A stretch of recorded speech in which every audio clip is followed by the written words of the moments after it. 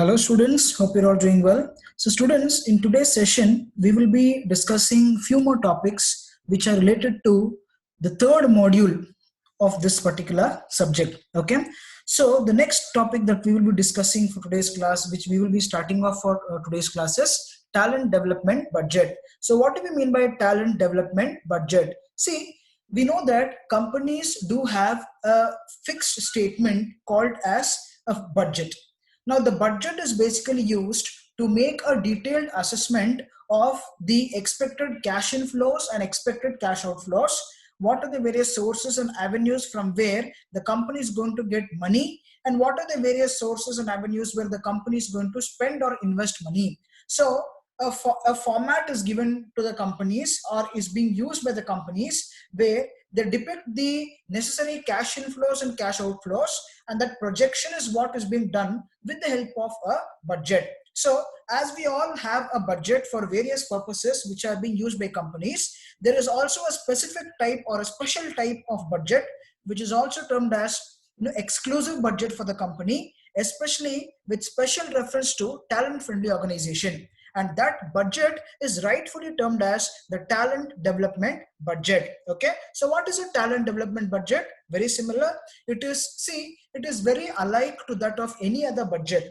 Okay, now a talent development budget is basically something which is going to be a detailed financial assessment or a statement which is going to give us details regarding the various avenues where we are going to spend or invest our money. So what are these various avenues? Like there are various areas where we will be spending some amount of money, right? For example, when we look at the talent management perspective, we will be spending our money on attracting the talent. We'll be spending the money on acquiring, hiring the talent, holding them or maintaining them, replacing the existing with the new set of talent resources, training and developing. So on all of these activities, we are going to spend some money. Okay, so without planning for your expenditure, things cannot come within a particular limit that you have in terms of your budget, right? So a talent development budget is basically a financial statement or a budget which is being done in order to make sure that you fix the limits or the limitations within which you will have to shell out money or spend money for the various activities that are connected with the talent management process. Now that is what is technically termed as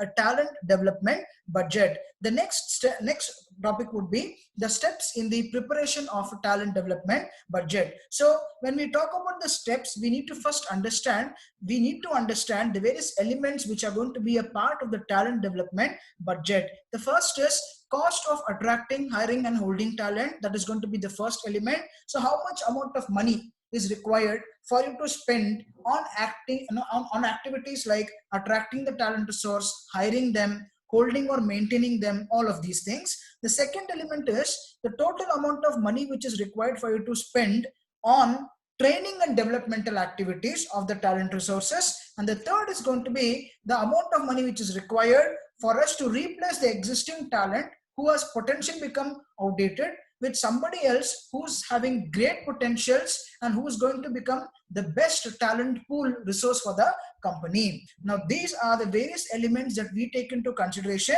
when we go about preparing the talent development budget for a company. The next is we will be discussing about contingency plans.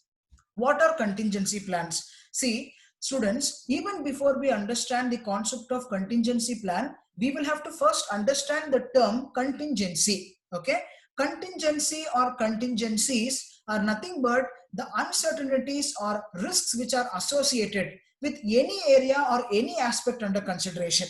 Okay, so it can be anything. Okay, something which you can predict, something which can go beyond your prediction and your forecast, which can happen all of a sudden also. Such things we call them as uncertainty or contingency, or also termed as risks. Okay, now what is a contingency plan?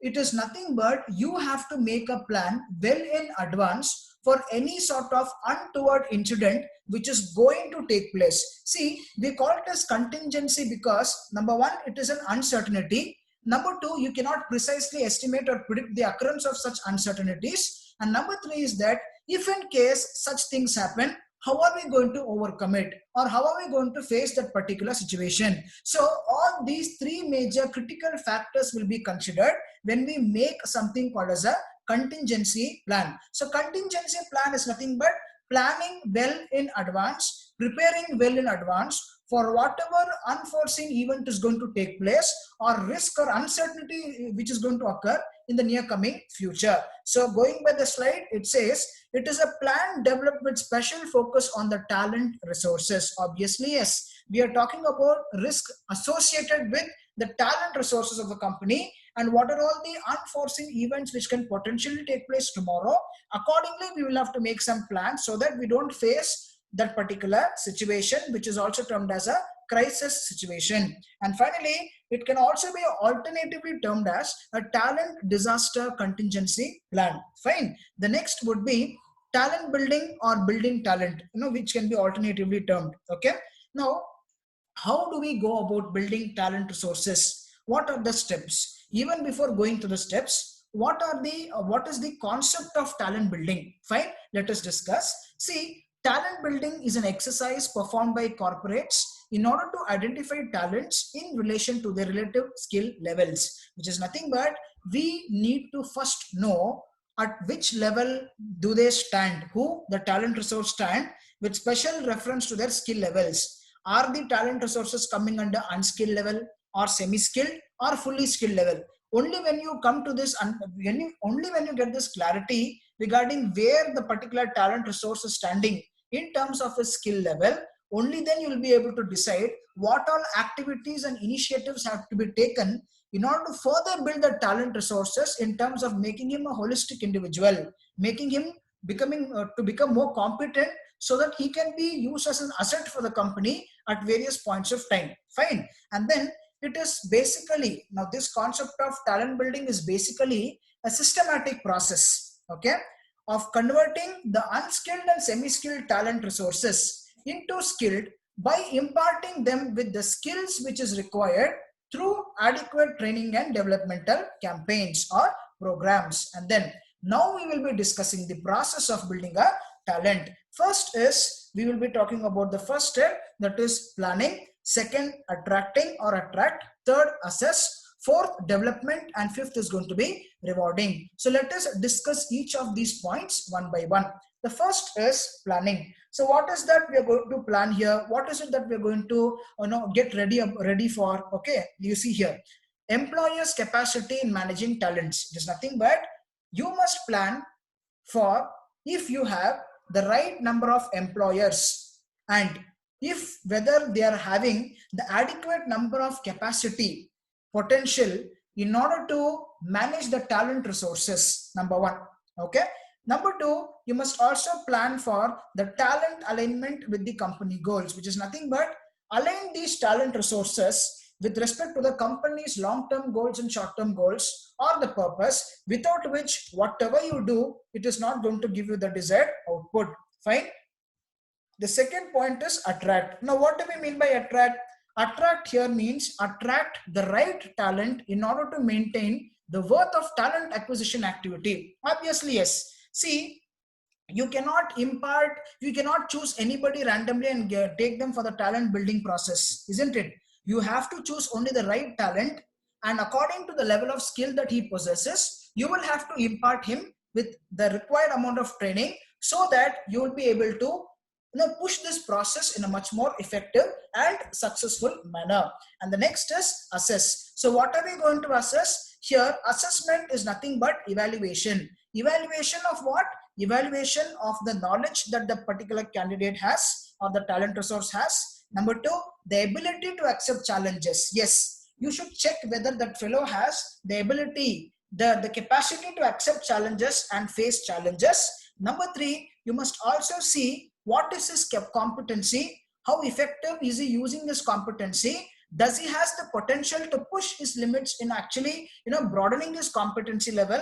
All of these things have to be assessed. And the last point is breaking the shell.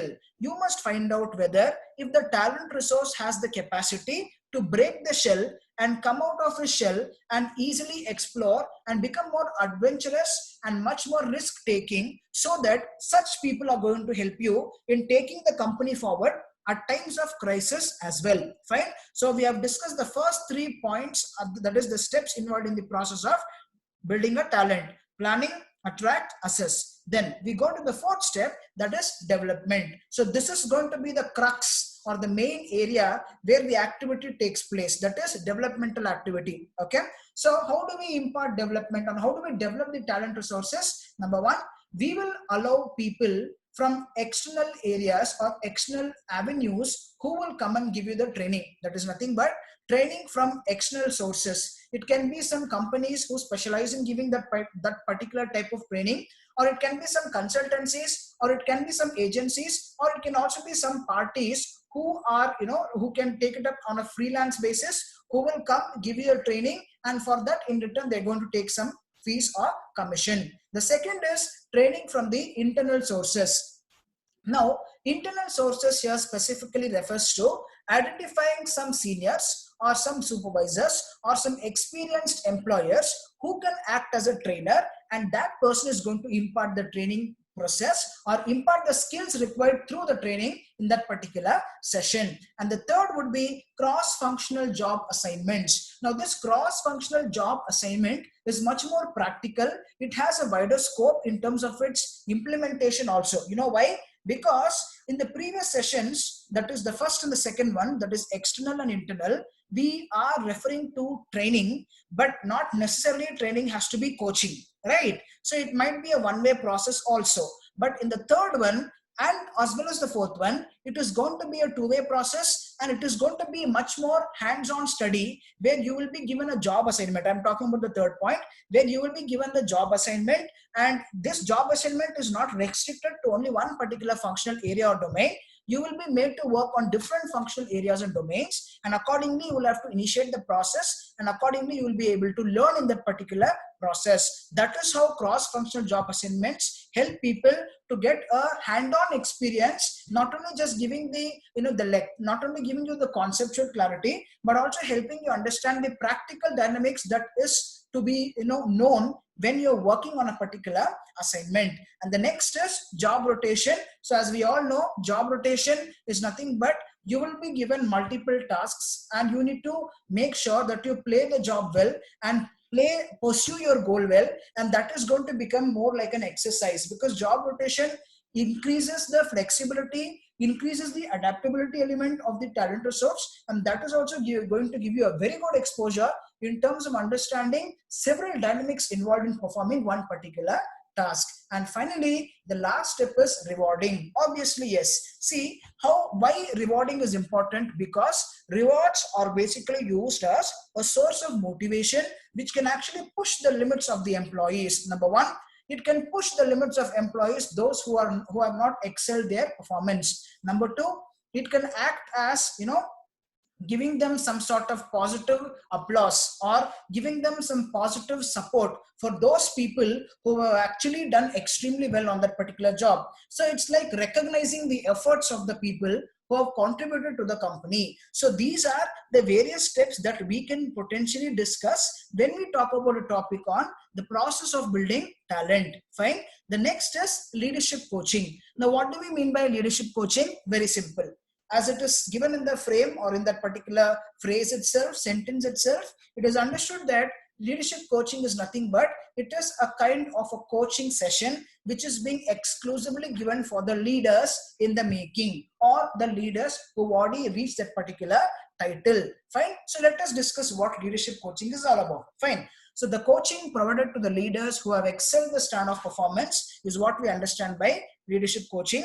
It is a personal development process, because in this concept of leadership coaching, we look at the holistic and complete development of a person, not just the skill set, not just the interpersonal skills or communication, but the overall aspect which he has to be, because he should act as a person who can be referred by others, who can influence others' actions and thoughts and behaviors, right? For that, you need to be much more perfect and much more holistic in nature. Fine. And the focus is on the ability of the talent resources or the leaders and alignment of individual goals with the firm's values and goals. That is going to be very, very important in the leadership coaching process, because if your company's values and goals are not matching with your individual targets and goals, then the purpose is not aligned. That will have very bad consequences, where you might end up into a situation called as chaos or confusion, and you might also end up into a situation called as dilemma, a sense of dilemma, where you don't know what is giving you what results, for what purpose we're doing what activity. All these things can result into multiple confusions in the minds of people. One, those people who are coaching them, and two, those leaders who are getting coached. Both might be into trouble and confusion. And then we look at the process of leadership coaching. So the process of leadership coaching is also very simple. Let us discuss the steps. Number one, enrollment or admission of the client or that particular talent resource. So what we do here is we make sure that we start the process where we are trying to get the person accustomed with the culture and the environment, so that he can start involving himself mentally and physically in the process. Hence we go for this formal approach called as enrollment or admission, that is formally inviting and welcoming the person into this particular process. The second is create and build cordial relationship with the leader. Yes, you need to have that relationship, because relationship is what is going to determine the success rate as well as the failure rate of that entire process. If there is no cordial understanding, mutual understanding, no respect, no consideration, and no affiliation, then you will not be able to complete the process more effectively, isn't it? So that is going to be very important. And the third is identify the facts and provide them the feedback, so that they know where they stand in terms of their outcomes or their participation or their results achieved. Okay. And then we go for the plan for development, because you need to know what has to be done, how, within what resource constraints, within what time frame. All of this has to be taken into consideration. Hence we go for planning for the developmental process of the activity. And then we go for coaching with respect to the established developmental plan, the development plan, because the plan is like a reference material. It is like a framework. It is going to tell you how to initiate the process and how to end the process also, right? So all of these things will be covered when we talk about this particular point. And then final closure and formal evaluation.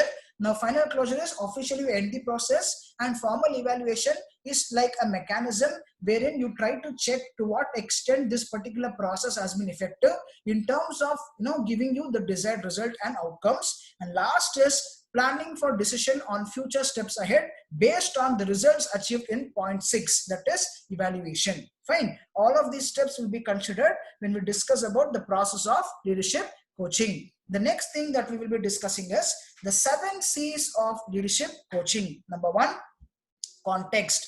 Context is nothing but the environment and the physical surroundings and the setup, which has to be very clear and very, very concise, so that it is going to help you move forward in taking up the leadership coaching process more effectively. Second is clarity of the role and the purpose and the goals for which this particular activity or process is being initiated. Third is commitment. Commitment by both the people. Number 1, the person is going to give you the coaching, and number 2 is the leaders are going to take up this coaching. Both ways commitment is important. And coachability. Yes, you must have the ability to coach. It's not, it's not dictatorship. It's not dictating people, telling to follow whatever you want them to do. No, it's all about a mutual way of learning, where you as a coach should have the ability to help the other person understand, give him all the inputs, and accordingly do it on a very collaborative manner. Now that is what we understand by coach ability. And then courses of action. Yes, you need to take up various alternative courses of action, so that you need to effectively complete this particular process or activity which you have initially initiated. If not, what probably happens is, if you don't have another alternative course of action, or if you don't have a pathway which is being used to complete a particular plan into action, then you may not get the results that you wanted to achieve. And then confidentiality. Yes, see, in this process there are people who might come with some queries. There are people who may not be very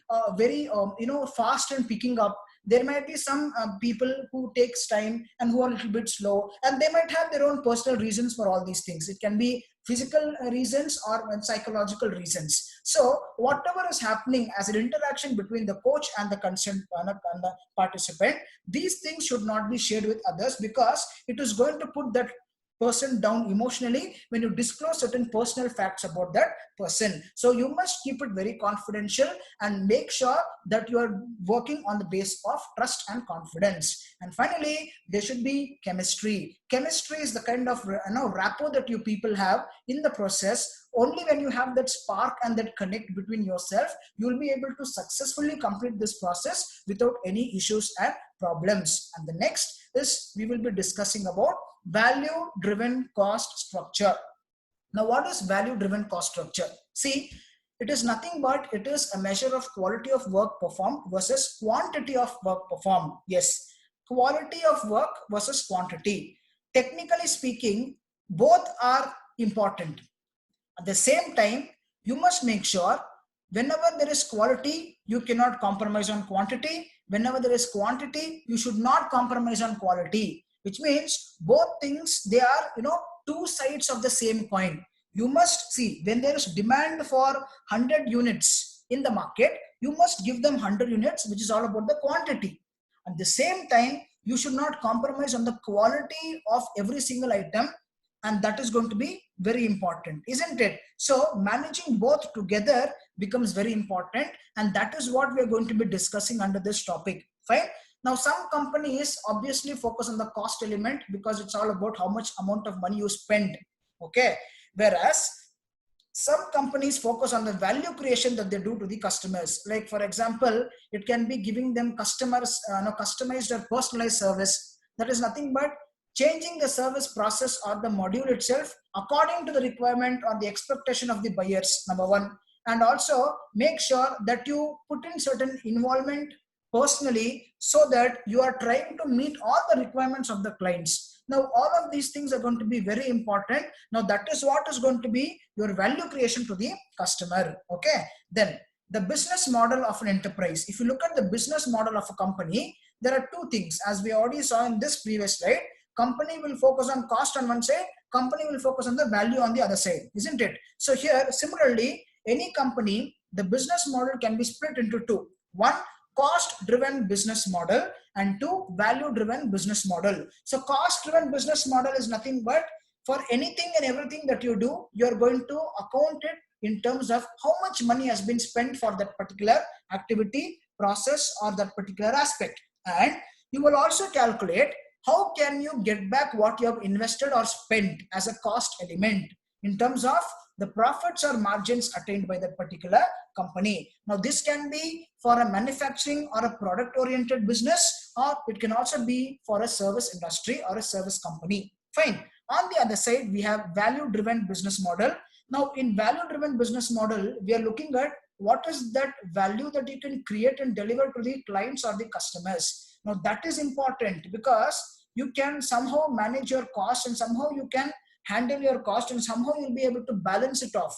Okay. Whenever you have a good value based relationship, you'll be able to make sure that you convert all the non-users into users and convert these users into becoming more loyal customers. And once they are fixed to your brand, they are not going to switch over. So at that time, what happens?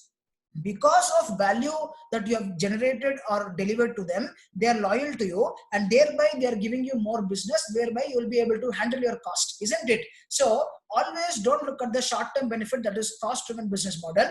Look at the long-term benefit, that is the value-driven business model. So what is this value? How do we understand value? Simple. Value basically can be understood in two perspectives. Number one, the benefits availed by companies from the employees in terms of these employees effectively handling and taking care of the requirements of the clients. Okay. The second is the price payable for the talent for his or her contribution from the company's management to that particular talent resource. Both ways we understand value. Okay. Because you need to understand that the term value can have different perspectives to it. But when we look at it from the concept that we're discussing now, value is much more precisely matching to the first point, isn't it, than the second point, right? And then we talk about performance outcomes. So performance outcomes can be further categorized into two. One is short-term operational performance and long-term value. So short-term operational performance is nothing but looking at every single activity on the basis of how much you have spent and how much returns you're getting from what you have spent. Nothing but return on investment, isn't it? So that is what becomes your short-term operational performance outcome. When we come to long-term value, we are looking at the long-term benefits that you will get when you are focusing more on value-driven service or product rather than just giving the money for what you are, for what the, just getting the money for what you have spent on it in terms of cost of production or manufacturing, right? So long-term value is very important, as that is the only thing which is going to give you success in the long run, and it helps you to survive and sustain the market for a longer period of time as compared to the short-term operational performance. So by this, students, we are officially done with the third module of talent and knowledge management. I hope you have understood. So we will call it a day, and in my next session, that's my next video, we will be starting off with module 4. Okay. Thank you, students.